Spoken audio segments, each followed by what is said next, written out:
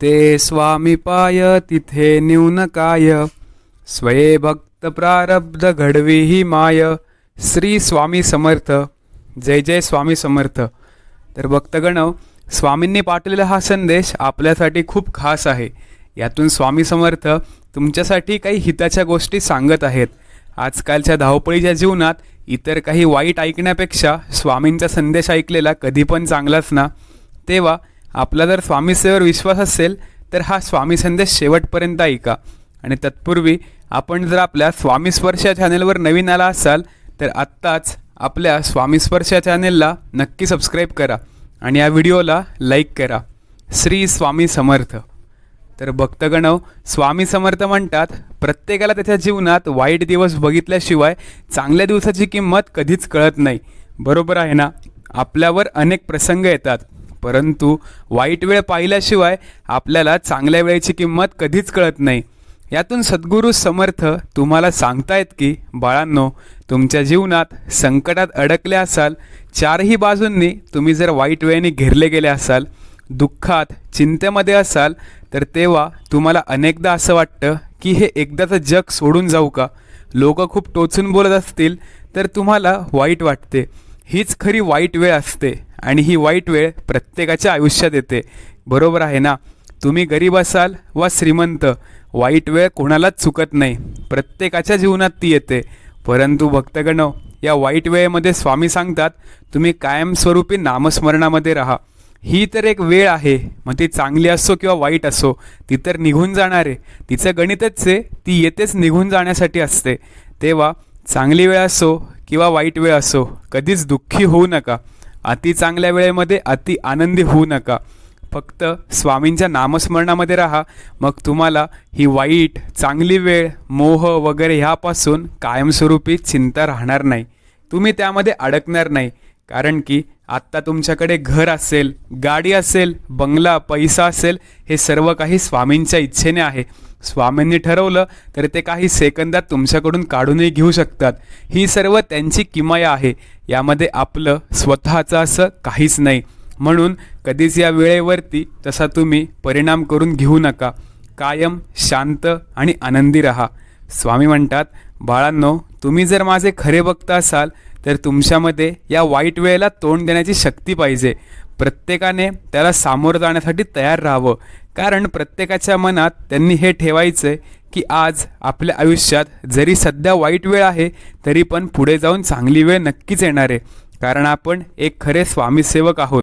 वाईट दिवस, दुःखी दिवस आपल्या जीवनात जेव्हा येतात तेव्हाच आपण चांगल्या वेळेची प्रतीक्षा करतो, आशा करतो, आणि तेव्हाच आपल्याला या चांगल्या वेळेची किंमत कळत असते. जेव्हा आपल्या जीवनात दुःख असतात तेव्हा आपल्याला एकच प्रतीक्षा असते की चांगलं कधी होईल, कधी एकदा ही वाईट वेळ निघून माझ्या जीवनामध्ये आनंद येईल. आणि या जेव्हा दुःखानंतर आनंद आपल्या जीवनामध्ये प्रस्थापित होतो तेव्हा खरा त्या आनंदाची किंमत आपल्याला कळते. कारण की अनेक लोक असे असतात ज्यांच्या जीवनामध्ये वाईट वेळ खूप कमीदा येते. त्यामुळे त्यांना कितीही सुख असो, कितीही आनंद असो, त्यांना समाधान वाटत नाही. पण तुम्ही विचार करा, स्वामी म्हणतात, मला माहिती आहे बाळ, आत्ता तू तणावामध्ये आहेस, तुमच्या जीवनामध्ये थोडीशी वाईट वेळ चालू आहे. पण विचार करा, काही दिवसानंतरच तुमची ही वाईट वेळ संपणार आहे. असंख्य पैसा तुमच्याकडे येणार आहे, भरपूर सारी संपत्ती तुम्हाला मिळणार आहे. जर हे तुम्ही फक्त विचार करून बघा तुमच्या जीवनामध्ये तुम्हाला कसं वाटेल. आणि स्वामी तर आपले करता धरता आहेत, त्यांना तिसरा डोळा आहे.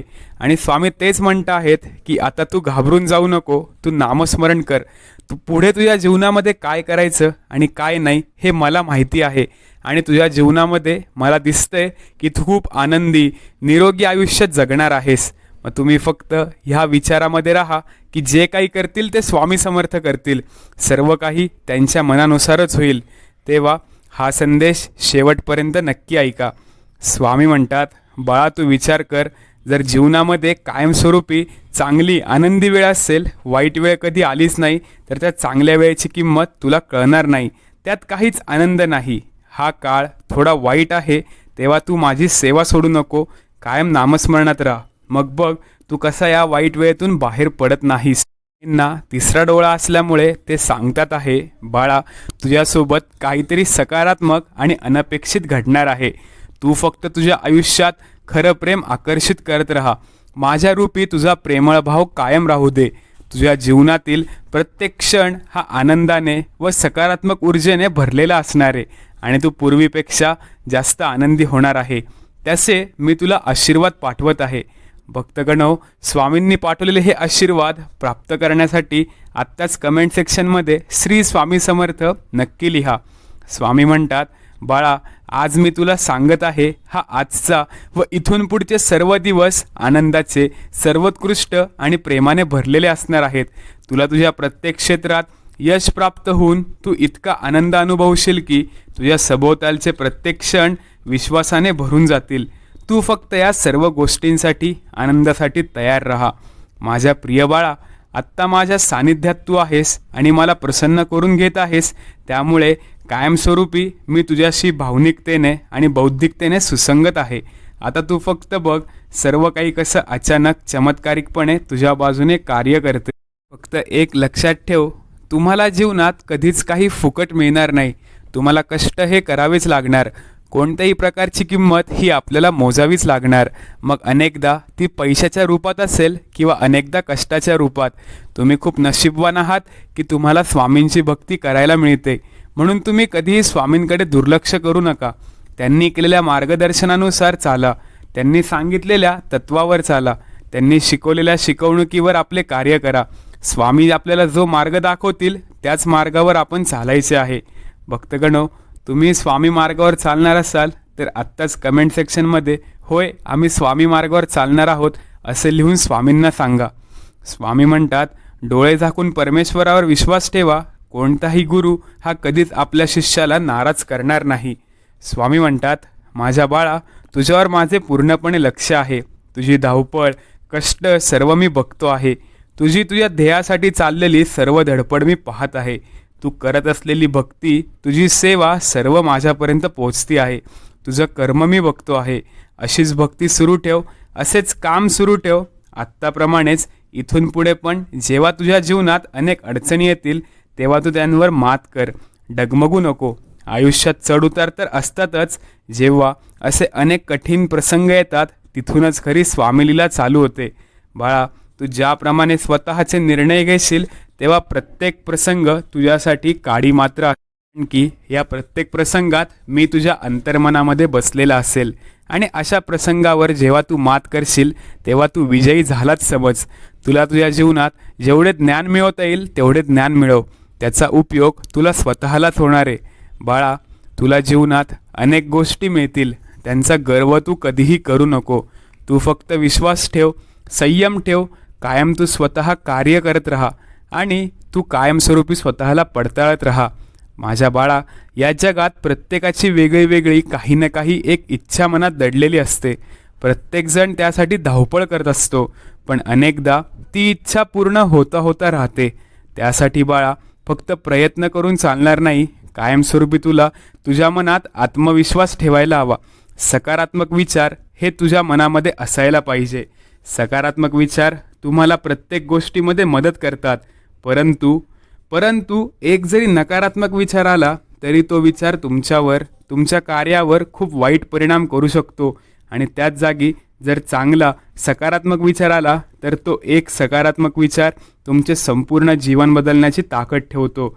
म्हणून बाळा, तुला सदैव फक्त चांगलाच विचार करायचा आहे.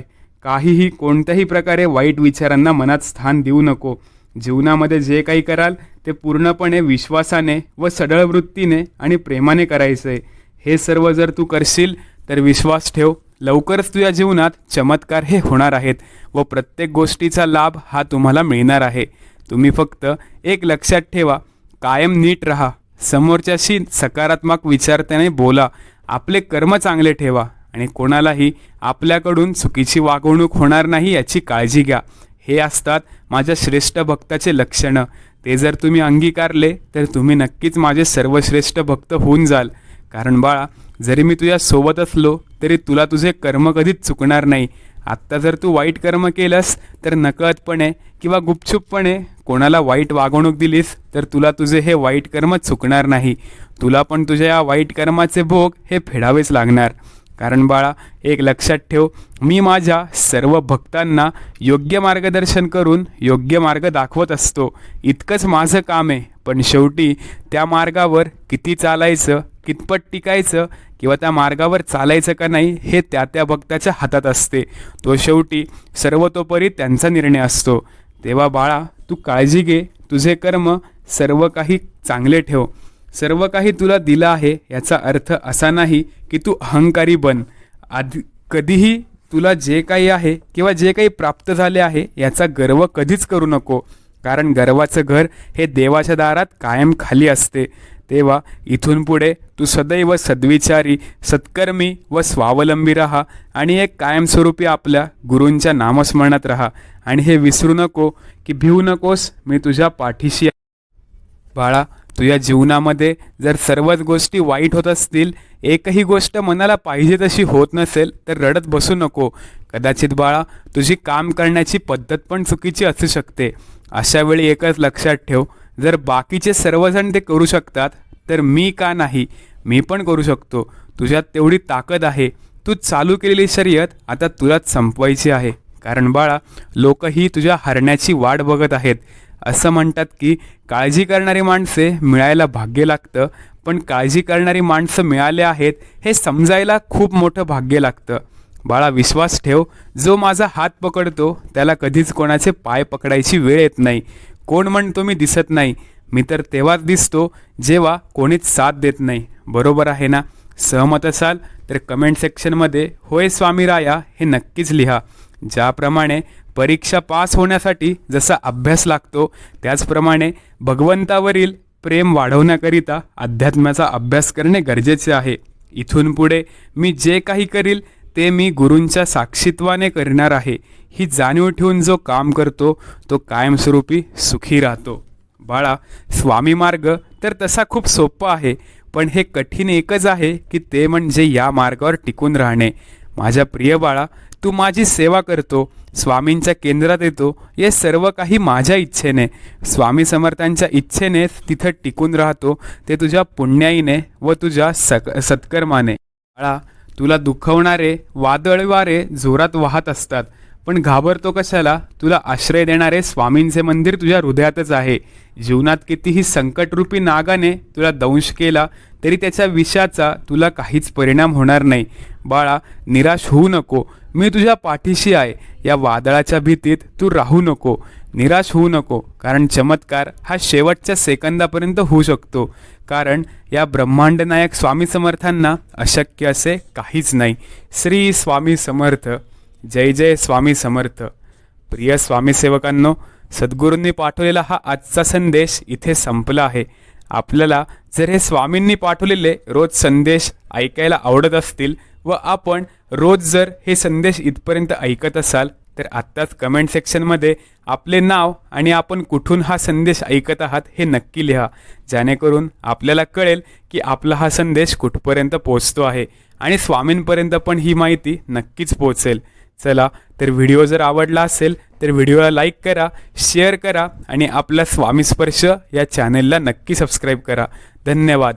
अवधूत चिंतन श्री गुरुदेव दत्त. श्री स्वामी समर्थ महाराज की जय. स्वामी ओम.